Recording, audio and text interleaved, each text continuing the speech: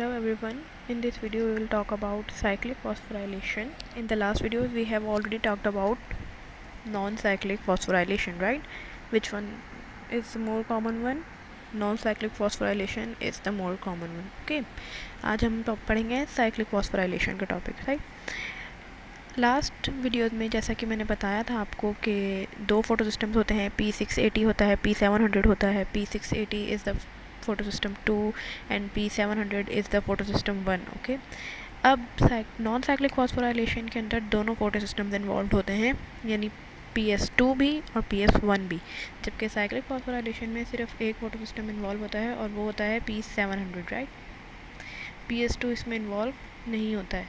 Cyclic phosphorylation में सिर्फ और सिर्फ P700 इन्वॉल्व होता है. ओके, सो अब होता क्या है साइक्लिक फॉस्फोराइलेशन में कि वी नो वेरी वेल कि जब लाइट एनर्जी स्ट्राइक करती है फोटो सिस्टम के ऊपर, PS1 हो या PS2 हो, तो उसमें से इलेक्ट्रॉन पेयर एक्साइट होता है, राइट. तो यहाँ पे साइक्लिक फॉस्फोराइलेशन में भी सेम थिंग है कि लाइट एनर्जी स्ट्राइक कर रही है फोटो सिस्टम 1 पे, डेट इज़ P700 पे, और इलेक्ट्रॉन पेयर जनरेट एक्साइट हो रहा है इसमें, right. Here it is an electron pair which is excited over here and is accepted by primary electron acceptor, which is shown over here, right. That chlorophyll in P700 pigment, that is the reaction center of P700, वहाँ से हमारे पास electron pair excite होगा light energy की वजह से, and उसको accept करेगा primary electron acceptor. Primary electron acceptor उसे एक्सेप्ट करने के बाद आगे इलेक्ट्रॉन ट्रांसपोर्ट सिस्टम में ट्रांसफ़र करते हैं, जैसा कि हमने लास्ट वीडियो में पढ़ा था. तो यहाँ पे भी सेम ही होगा कि प्राइमरी इलेक्ट्रॉन एक्सेप्टर उसे एक्सेप्ट करने के बाद इलेक्ट्रॉन ट्रांसपोर्ट सिस्टम में ट्रांसफ़र करेंगे, यानी इलेक्ट्रॉन कैरियर्स, इलेक्ट्रॉन एक्सेप्टर्स उन इलेक्ट्रॉन्स को एक्सेप्ट करेंगे. जो कि यहाँ पे साइक्लिक फॉस्फोराइलेशन के केस में फेराडॉक्सिन है. फेराडॉक्सिन यहाँ पे इलेक्ट्रॉन एक्सेप्टर है, जो कि इलेक्ट्रॉन पेयर को जो एक्साइट हुआ है PS1 से एक्सेप्ट करेगा. मतलब P700 से इलेक्ट्रॉन एक्साइट होगा, उससे प्राइमरी इलेक्ट्रॉन एक्सेप्टर एक्सेप्ट करेगा, देन वो उसे डोनेट करेगा टू फेराडॉक्सिन, राइट. फेराडॉक्सिन से फिर वो आगे ट्रैवल करेगा साइटोक्रोम B6 कॉम्प्लेक्स की तरफ, देन BF कॉम्प्लेक्स की तरफ. इन दोनों को हम मिला के साइटोक्रोम B6F कॉम्प्लेक्स भी कह देते हैं. यहाँ से फिर आगे वो दोबारा से P700 की तरफ पहुँच जाएगा, राइट.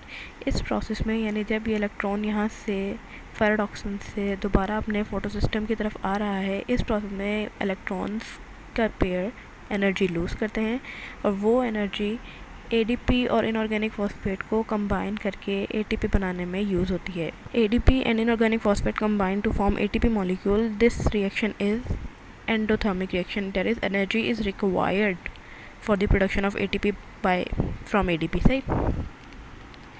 तो ADP and inorganic phosphate combine होकर ATP बनाएंगे, एनर्जी रिक्वायर्ड होगी. वो एनर्जी कहाँ से आ रही है? वो एनर्जी यहाँ से फेराडॉक्सिन से इलेक्ट्रॉन फ्लो जो हो रहा है दोबारा P700 की तरफ, वो एनर्जी वहाँ से रिलीज़ हो रही है और ATP प्रोड्यूस हो रहा है. ATP प्रोड्यूस होने के बाद देन ये डार्क रिएक्शन के अंदर जाके हमारे पास यूज़ होता है. तो अब साइक्लिक फॉस्फोराइलेशन में अगर आप देखें, first of all I should take you to the non-cyclic picture.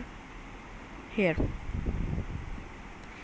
you can see कि नॉर्मली क्या हो रहा था कि यहाँ से फोटो सिस्टम 1 से इलेक्ट्रॉन एक्साइट हो रहे थे, फेराडॉक्सिन तक आ रहे थे, और फिर वहाँ से NADP रिडक्टेज की तरफ जा रहे थे, right.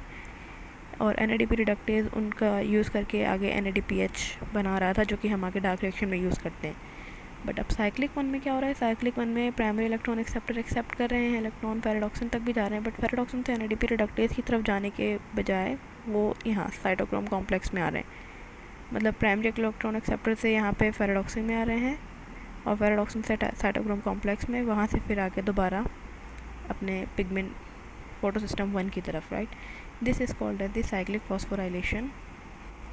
Okay, cyclic phosphorylation basically इतना कॉमन नहीं है. नॉन साइक्लिक फॉस्फोराइलेशन ज़्यादा कॉमन है, क्योंकि उसमें NADPH और ATP दोनों प्रोड्यूस होते हैं, जो कि जिन्हें हम कंबाइन एसिमिलेटरी पावर कहते हैं, which are required for dark reaction. Okay, अब आप नोट करें जैसे कि साइक्लिक फॉस्फोराइलेशन में there is no production of NADPH, there is no production of oxygen, there is no photolysis of water, right. बहुत सारे ऐसे डिफरेंसेस आ जाते हैं साइक्लिक में और नॉन साइक्लिक में, जो कि आपको पता होने चाहिए, sir.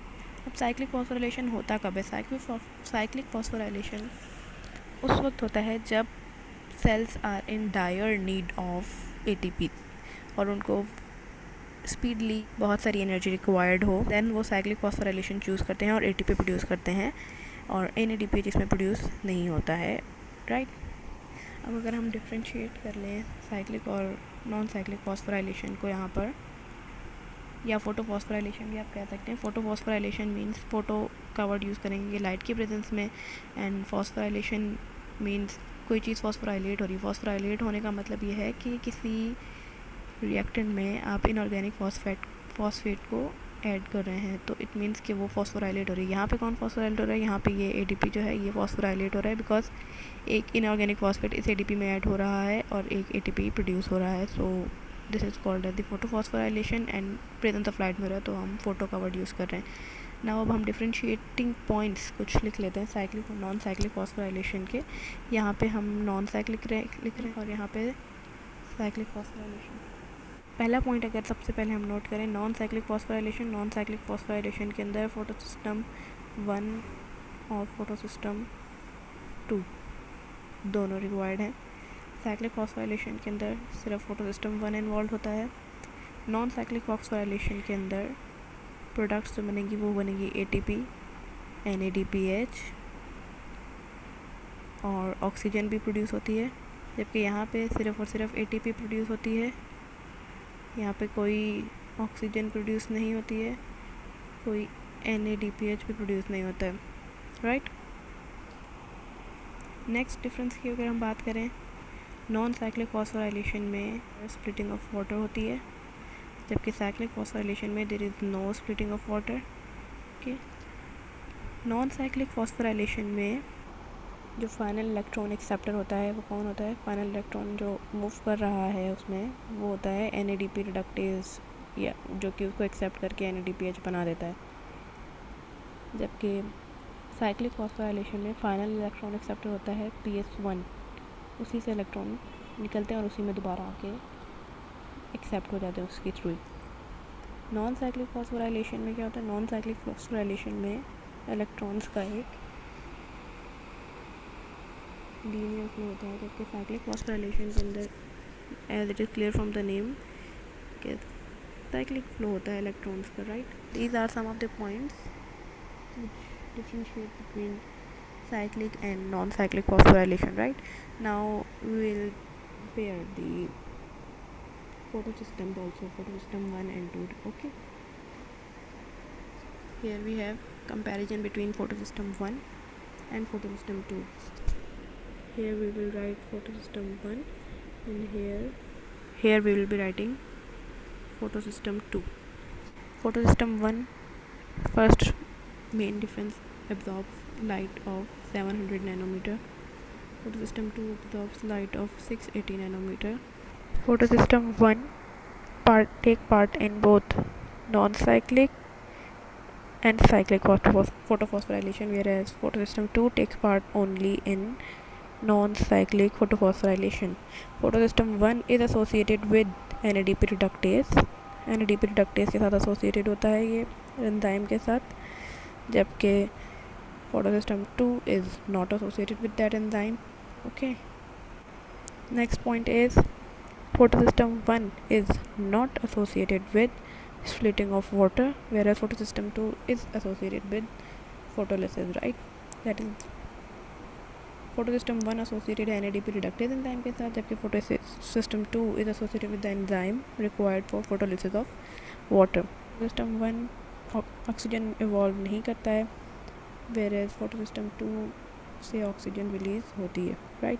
Third point is location of both photosystem. Photosystem 1 is located on outer membrane of thylakoid. As we know कि thylakoid डबल मेम्ब्रेन होता है, आउटर मेम्ब्रेन होती है, इनर मेम्ब्रेन होती है, दोनों के दरमियान में इंटरमेम्ब्रेनस स्पेस होता है, inside of the thylakoid lumen होता है।